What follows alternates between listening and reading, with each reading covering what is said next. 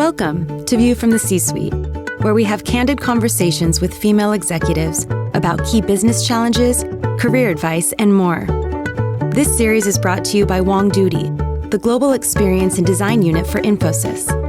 I'm Skyler Mattson, your host and president of WongDoody. Good morning, good afternoon, and good evening to our global audience tuning in. Welcome to the second episode of View from the C-Suite, Women Leaders in Conversation. I'm Skyler Mattson, president of WongDoody, the global experience and design provider for Infosys. I am so excited for this episode, and we have a couple of ways that you can interact with our conversation. The first is via Twitter, and if you use the hashtag Women Empower, that's EMpower, we will be able to comment on your posts.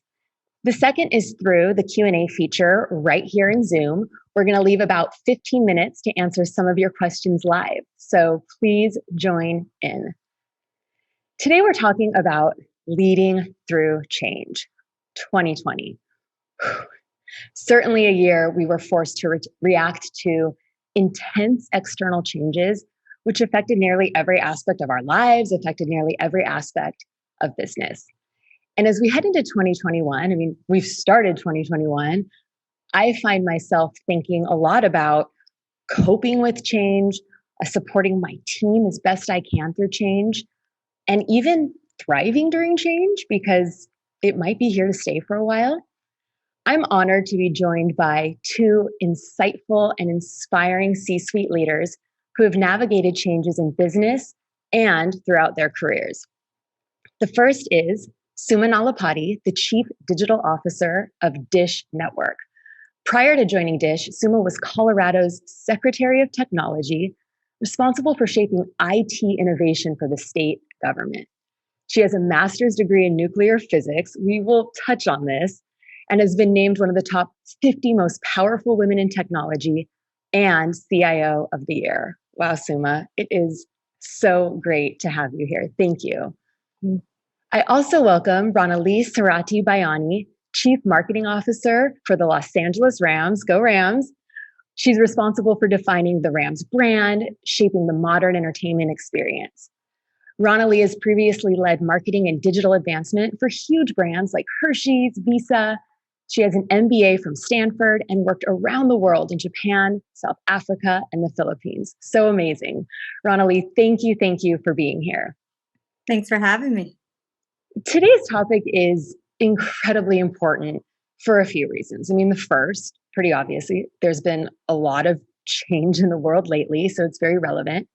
The second is that getting it right, doing it well, has direct implications on business success. Research has shown that less successful change management has a clear negative fiscal impact. And third, despite how important it is, despite how critical to business it is, it's really hard. McKinsey research shows that the majority of change management initiatives fail. But today we're going to flip that. Rather than discuss why changes fail, we're going to talk about how they succeed. And one of the keys to success is really tuning in to how the people who are affected the most, feel about change. And generally, people fall into one of three groups. There's this small group of early adopters. These are your best friends. They're game for the change. They're invested with their hearts and their minds. Then there's this second group. This group's pretty large.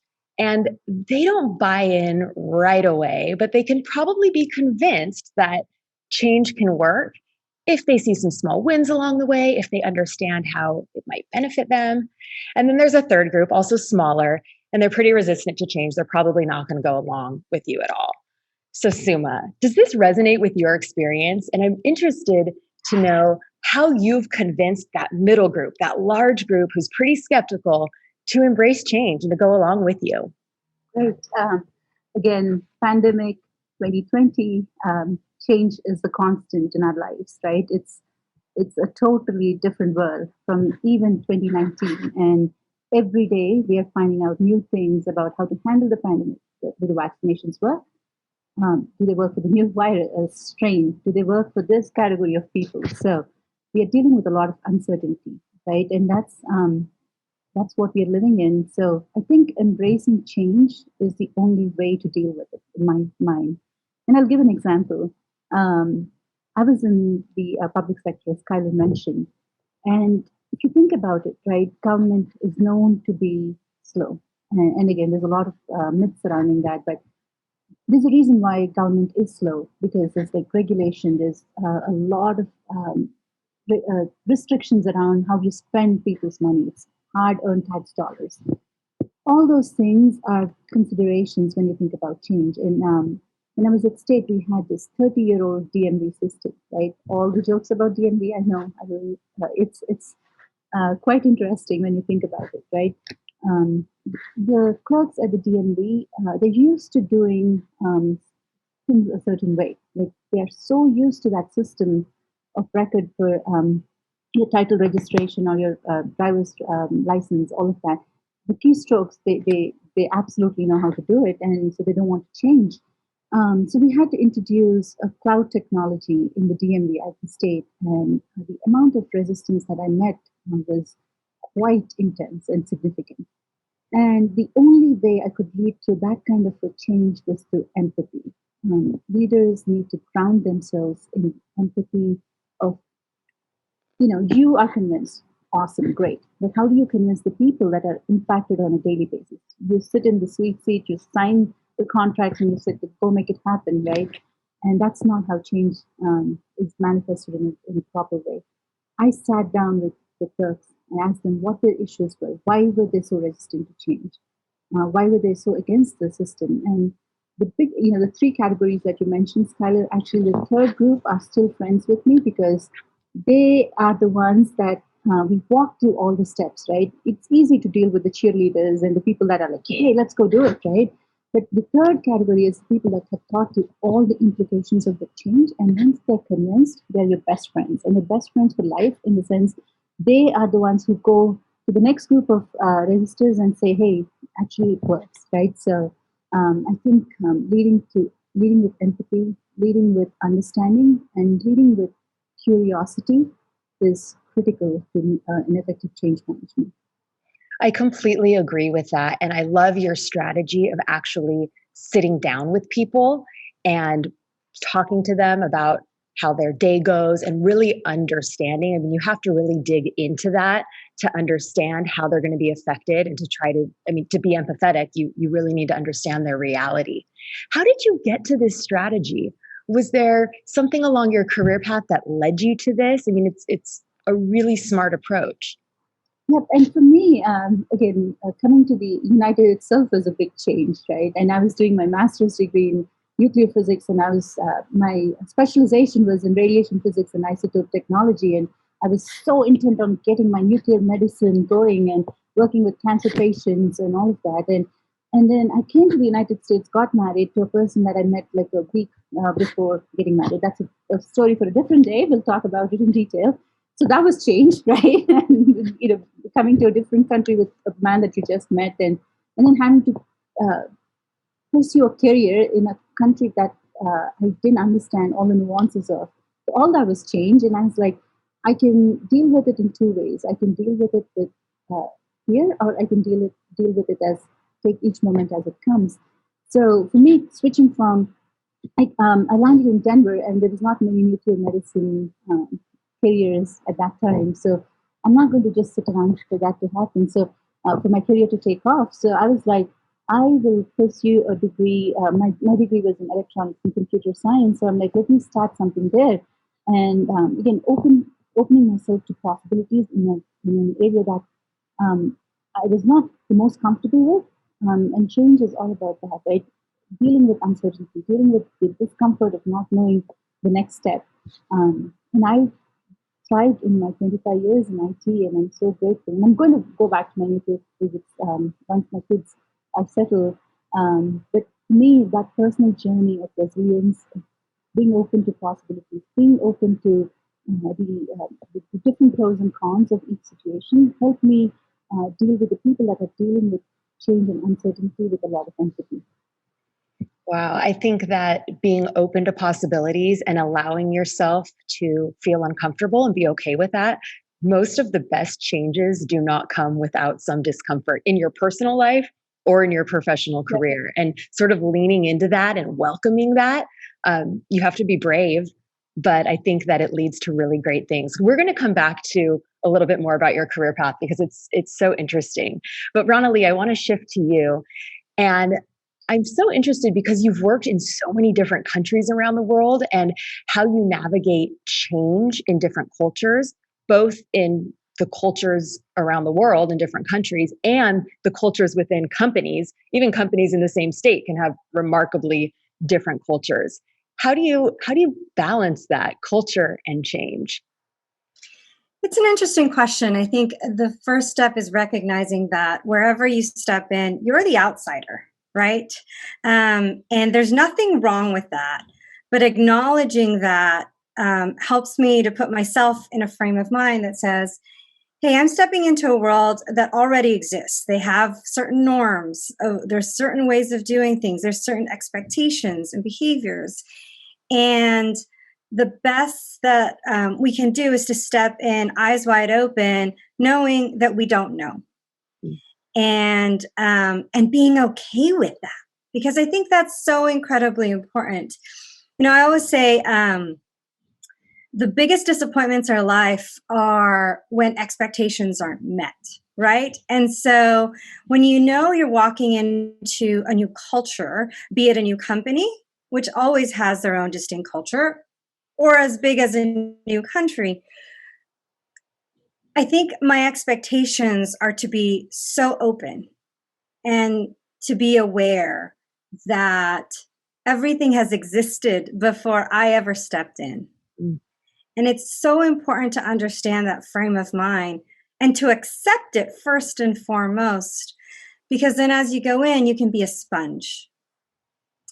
And adapting and fitting into culture and then being able to influence culture starts with understanding. Very similar to what Suma was talking about, you know, putting yourself in someone else's shoes. Well, that's exactly what you're doing, right? You're learning what it is that happens around you, why it happens around you, what motivates people around you. And it's always different. Mm-hmm. And I think being open to that and saying, okay, I'm going to soak it all in for a while, but not lose yourself in the process. I think one of the key things is sometimes we soak it up so much and we're trying to fit in, but it's not about trying to fit in. It's about trying to understand the context that we're in and then finding our own place in there. And what that means is having a grounded sense of self and self awareness. Because ultimately, we're all individuals. And the last thing you want to do is to fit right in, and in the way where you're no longer bringing what was uniquely you to the table. Mm-hmm. And that's a fine balance. Earlier in my life, personally and professionally, I struggled with that, right? Because you think, wow, you're pushing too much, or am I losing too much of myself and trying to blend in? And there's no right answer. Like, I can't give you a formula. But what I can say is the empathy is so critically important. And at the center of it all is humanity, right? We're all people. We all aspire for things. We all want to see good happen, and there's good in everyone. We just all come about it in different ways because we're all unique. Mm-hmm. And so embracing that and celebrating that, you know, it's very much relevant to what's happening today. You know, diversity and inclusion is so important now. It always has been, but it's definitely much more poignant in conversation and business today. But the beauty of that is more about the distinctiveness that each of us as human being brings to the table. When you think about different cultures, And the beauty of that is the melding of all those things, of the differences, but also in a way that celebrates the similarities that culture brings to the table, right? It is the intangible that's around us, that unites us, that brings us together in some way, shape, or form. And it's different everywhere. And there's beauty in every culture.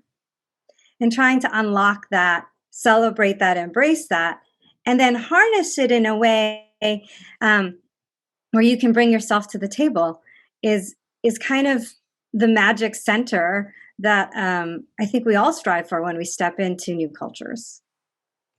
I love that assessment, and how lucky for you to have been able to experience so many different cultures around the world. I mean, this reminder that everybody has such a unique perspective to bring, but then at the end of the day, we're all human, and many of us have the same fears and the same wants, and sort of grounding your approach in that, I could imagine, has been really successful.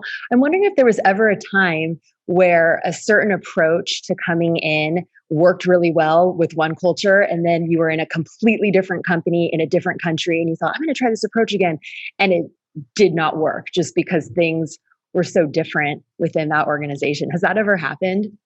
All the time.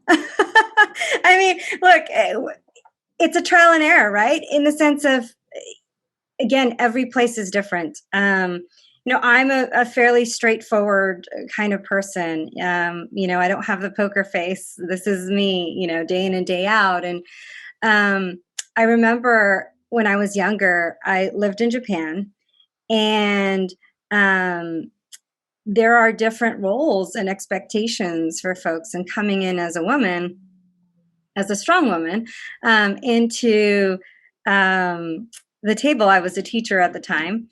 And I remember I'm the most junior person in the room. I'm a woman in the room.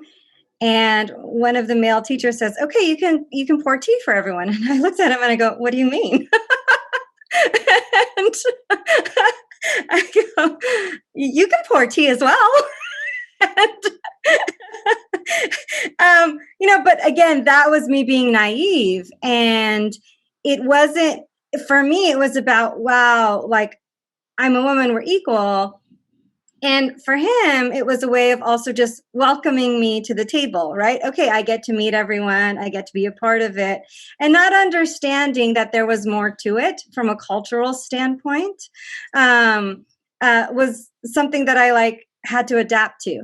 Now, over time, we struck a balance of, okay, I am a woman, I believe in equality, and at the same time bringing that culture to the table, because that was part of why I was there, while also accepting the beauty of the shared experiences and the values associated with how much women are respected, right? And that they are the center and the glue that brings the team together. And so, being able to look at both sides, and while I may not have recognized it at first, to peel the onion, to understand that what may come across on the surface as very different, underneath may mean so much more. And without peeling that onion, I would miss the beauty of what the intent was in so much of the cultural exchange. I think there's a lot to understand in intent, especially in different cultures. And I think that something you said might strike a nerve with some of the women on this call. I mean, these types of scenarios happen even when it's not a cultural thing, like the pouring of the tea, like the bringing people together. I'm reminded of a woman on my team who is very senior and very competent, who was handed a pen. Please take notes. She wasn't there to take notes in the meeting. She was there to run the meeting. What advice do you have for women in their careers when they are every day still facing these types of circumstances? I always say in every moment, we have an opportunity to open someone's eyes. Every interaction, every gesture, every response.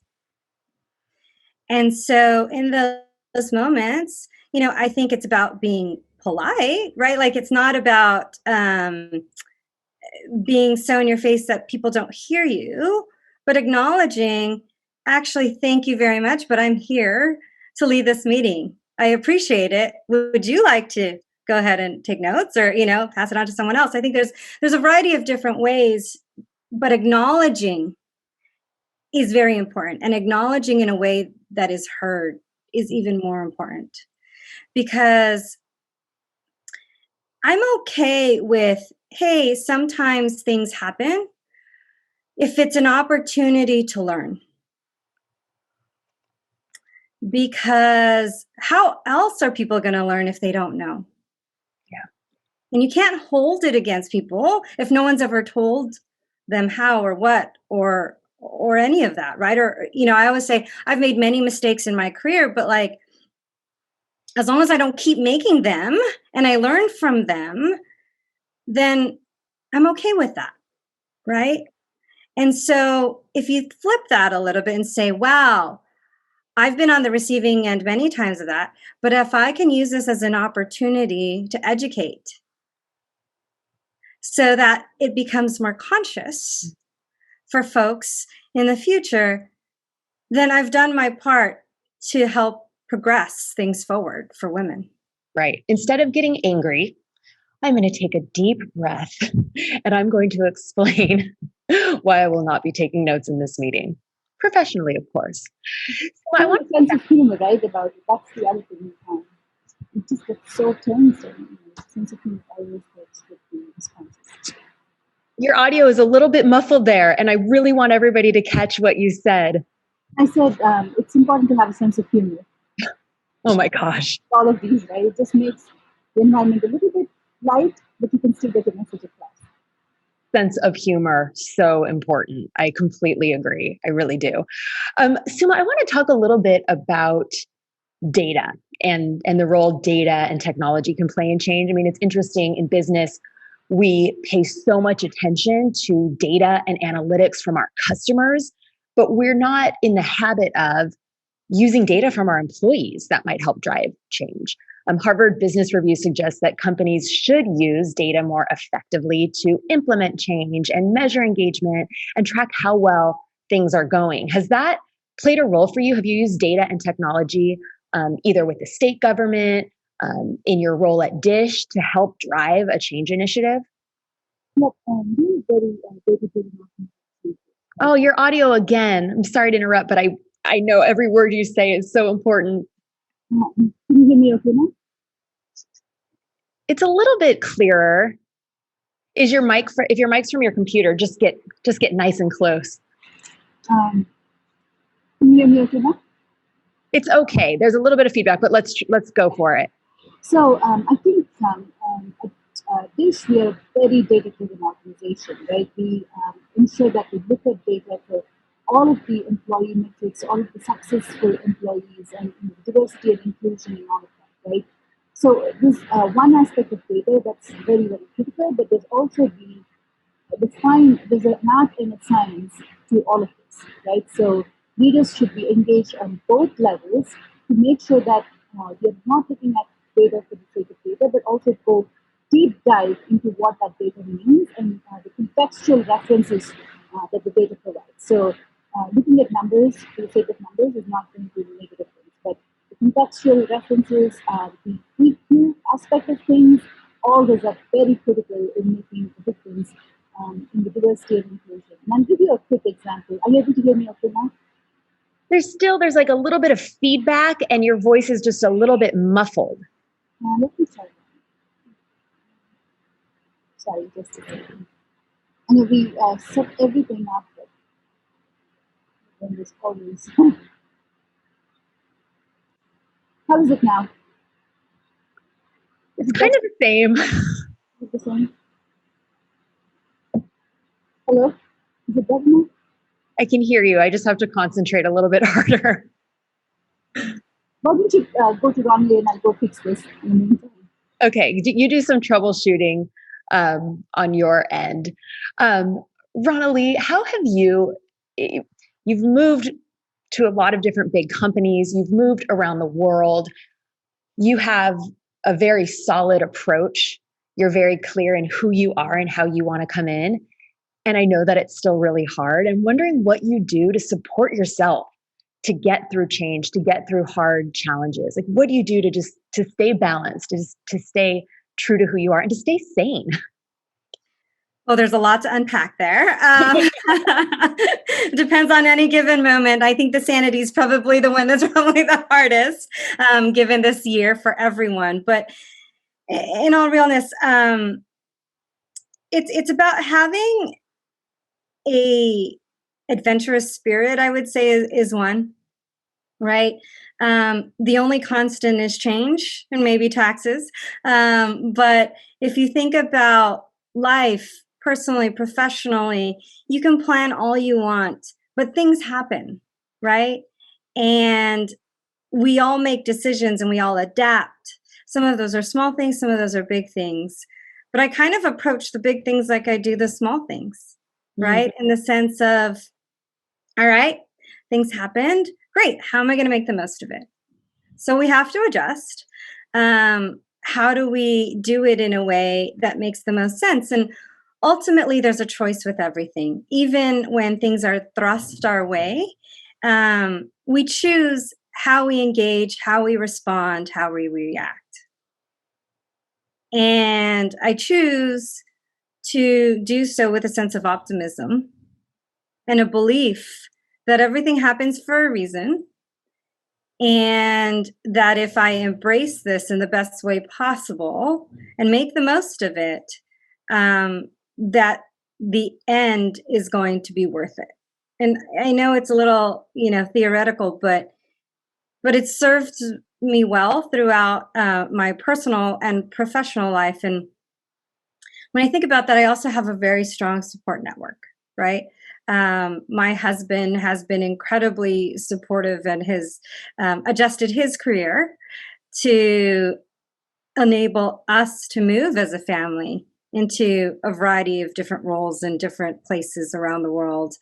And then I have friends and mentors who I can turn to when I don't see how to overcome something, because I'm so immersed in it and so enveloped in it that clarity subsides. And so to be able to have a sounding board of trusted folks to like show you that little glimpse that says, hey, here's the way, it inside, you just have to now focus on it and then keep going. And I think that's been incredibly helpful throughout both my personal and professional life. The support system and acknowledging it, right? I think as women, sometimes it's like, I've got this, I can do it, I don't need help. Well, man, everybody needs help. Everybody needs people around them that can show them another perspective, can let them know they're rooting for them, can just be there when we're tired and want to just put our head down. I mean, everybody needs a support system. And I think acknowledging that is so important. Suma, I want to come back to you, and my fingers are crossed that you're going to have just the clear audio. Can you hear me okay now? Oh. Okay, let me try one more. Okay, you became a robot. Can you hear me now? Hello? Yeah, I think so. Is it better now? That is better. That is better. Just loud and clear. And I think we'll get it. I want to ask you the same question that I just asked Ronalee about so many changes in your career, nuclear physics degree, then you're working for the state government, now you're CDO of Dish Network. I'm sure some of these changes have been pretty stressful, and I'm wondering how you've supported yourself throughout these pretty crazy pivots.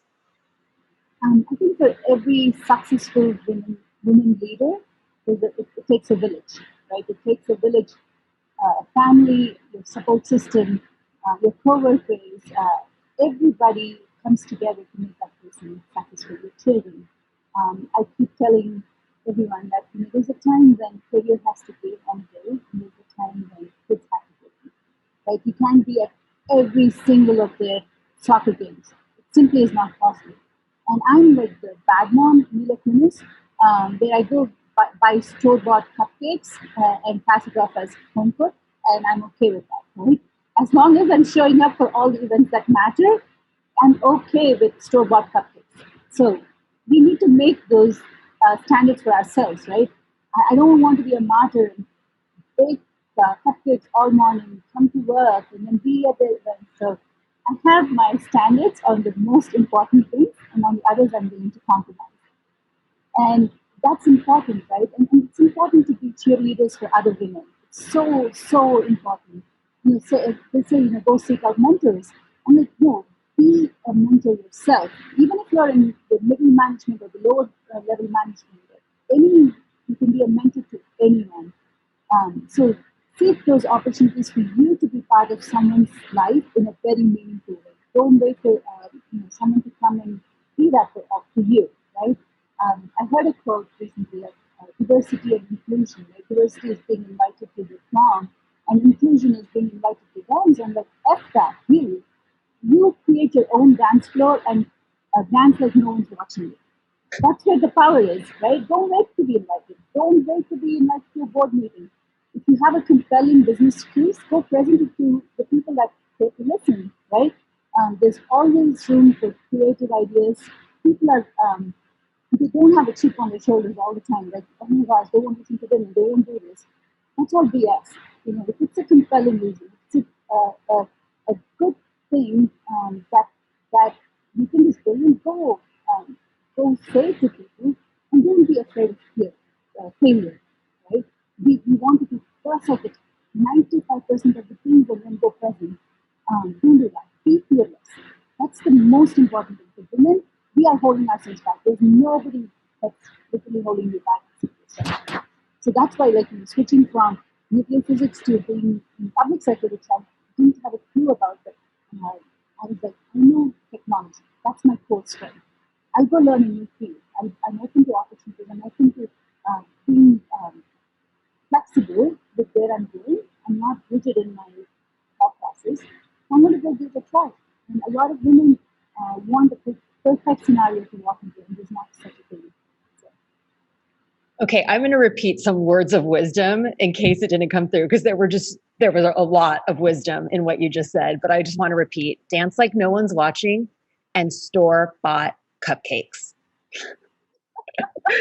We are going to open up, store-bought cupcakes. We're going to open up the Q&A. I'm so excited to do this from our audience. Thank you, audience. We have about less than 15 minutes left. And the first question's for Ronalee, and it's from Madeline. Thank you, Madeline, for this question. Ronalee, how do you find a good mentor, and where? I've done a few mentor programs, but nothing has really stuck. What a great question. Yeah, you know what? I think there's the formal route and the informal. And personally, I found the informal to be the better one. And I say that because the formal one tends to be forced, right? And the best mentors are all about chemistry. And so, as women, and I'll speak for myself, it was very difficult for me to learn how to be vulnerable. And what I found later in my career is that there is greater strength in the ability to be vulnerable, but the right type of vulnerability in the right place. And having a mentor that you can be vulnerable with and be honest with is going to be the most powerful kind, because then they can be honest with you.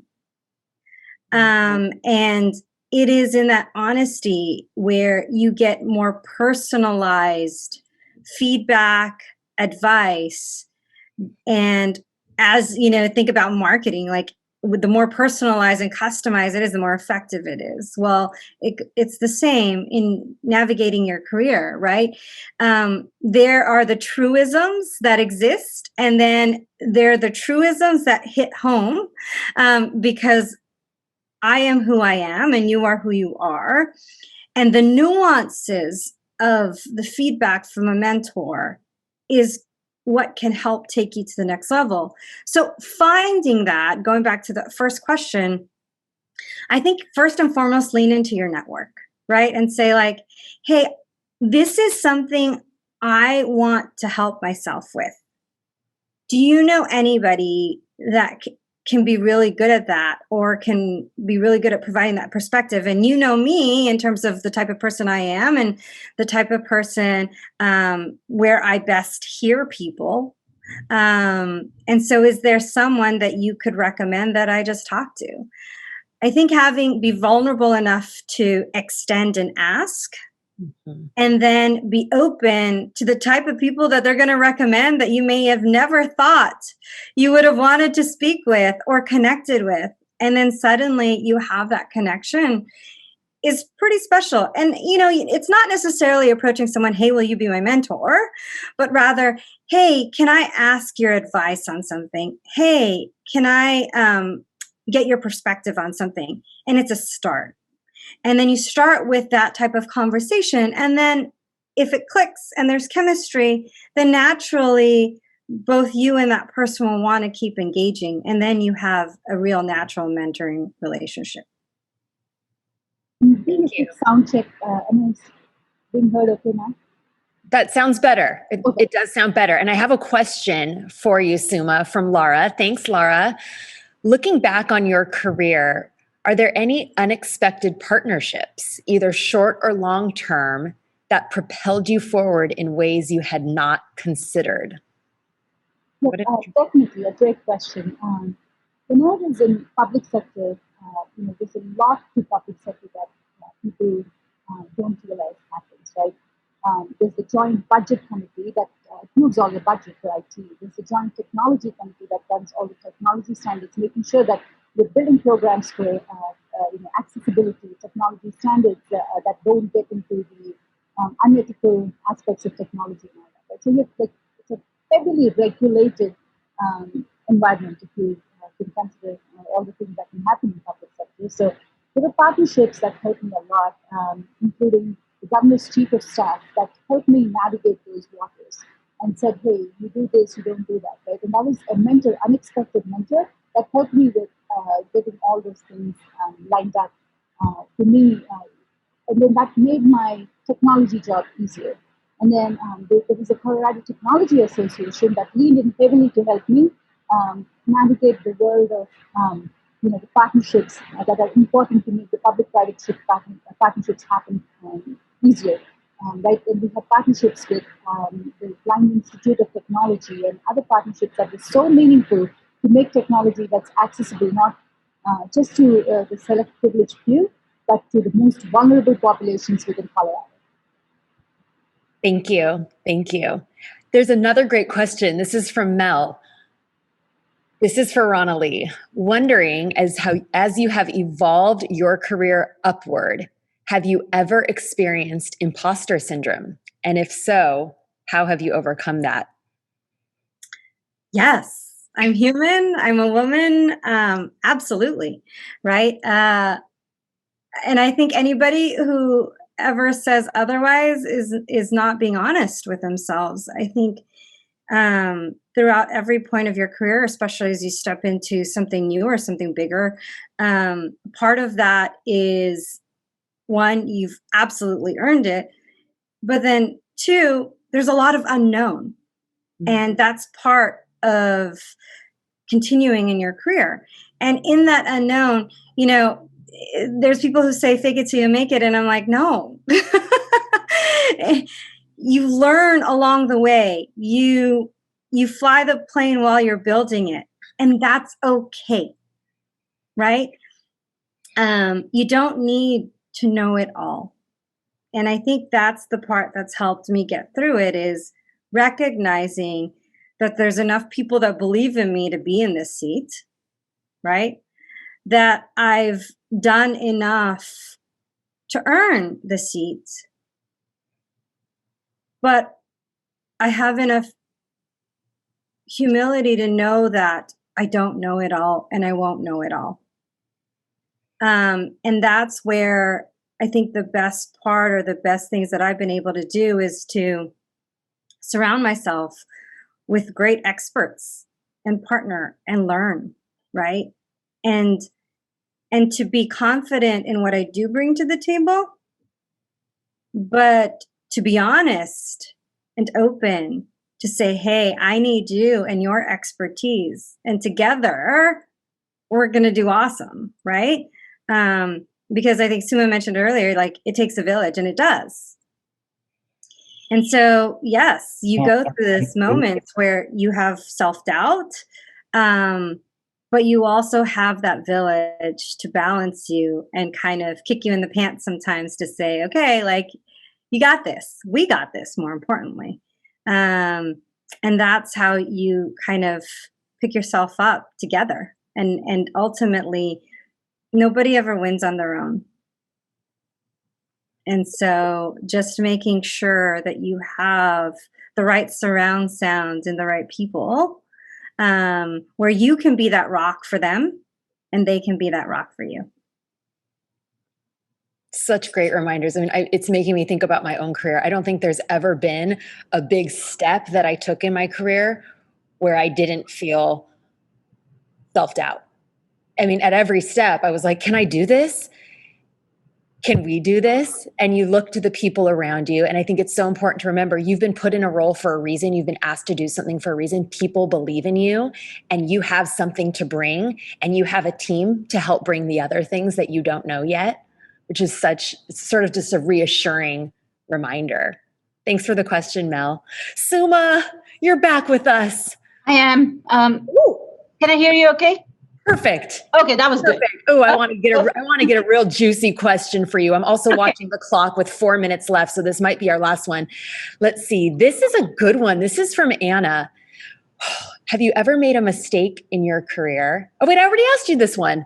That's how much I loved it. Hold on. Ooh, I like this one too. This is sort of a good sum it up.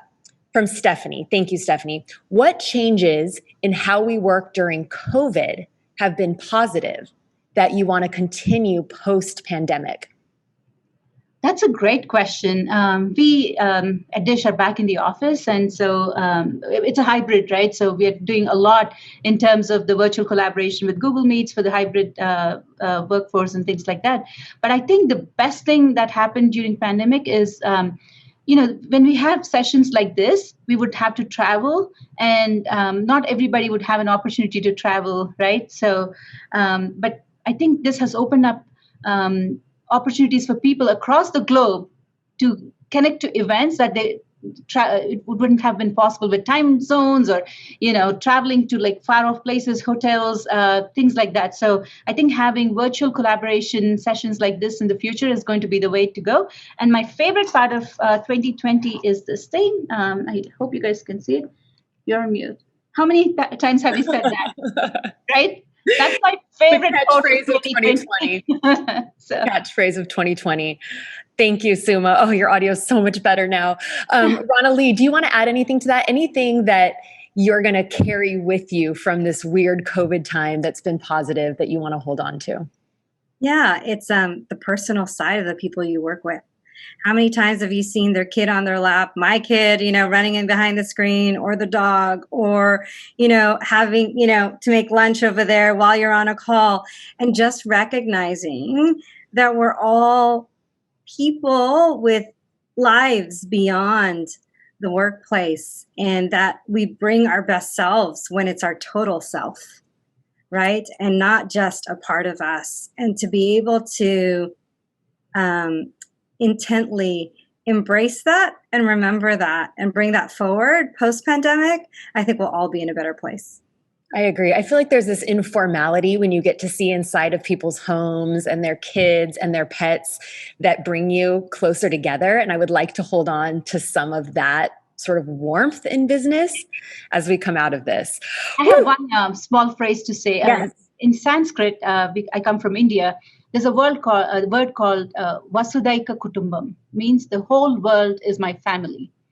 And it's literally the whole world is my family. So I think with the pandemic and the virtual connections and everybody going through this thing together, right? Before there were parts of India that were going through a plague, or parts of another country with strife and political unrest and stuff. But with this pandemic, we all experienced something together as a humanity. And that to me is very powerful, even though there was a lot of negativity, a lot of stuff. But together as humans, we experience the same thing in so many different countries. And I think we will be together stronger because of that. That is a beautiful way to wrap this session. The whole world is our family. Thank you, Suma. Thank you, Ronalee. I am so inspired by you both, and I'm sure our audience feels the same. That is a wrap on our second episode of View from the C-Suite, Women Leaders in Conversation. And I so hope you will join us again in April when the conversation continues. To find out more about WongDoody's work transforming businesses through human experience, go to WongDoody.com. If you're a woman in the C-suite and would like to be a guest on this show, please reach out to me at womenleaders@WongDoody.com.